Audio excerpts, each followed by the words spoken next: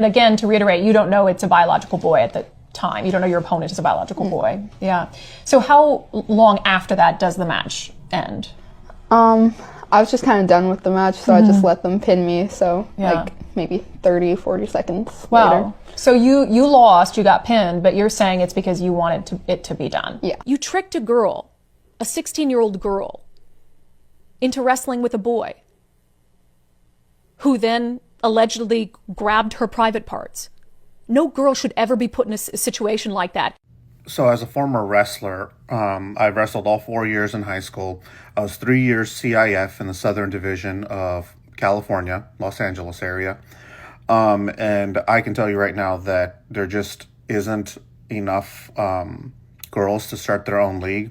So even in the time when I went to high school, it was the norm, well, I should say common, for girls to wrestle with boys because they didn't have their own league.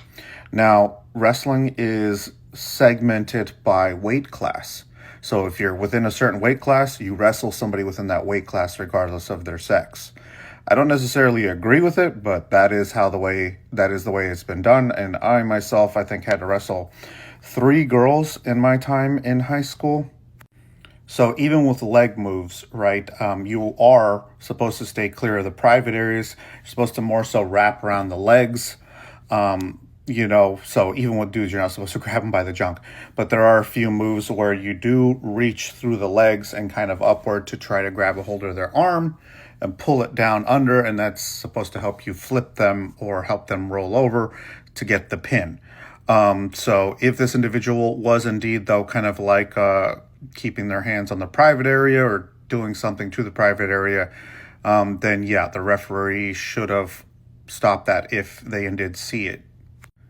And wrestling girls is very different because you have to be careful with a man. You can kind of shoot your arm across his chest to kind of like either pin or hold them down. And with girls, you can't necessarily do that because you have to be mindful of where your hands are at. So there are clear no-go zones that you have to be aware of.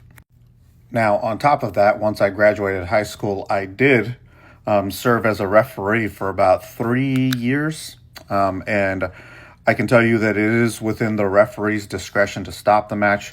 I'm looking at the footage that is shown. It's kind of hard to tell what's being done, but if the girl herself is saying that something inappropriate is happening to her, well, then either the referee didn't see it, possibly, or she could have probably said something to the referee. But yes, it is within the referee's discretion to stop the match or to penalize the other wrestler.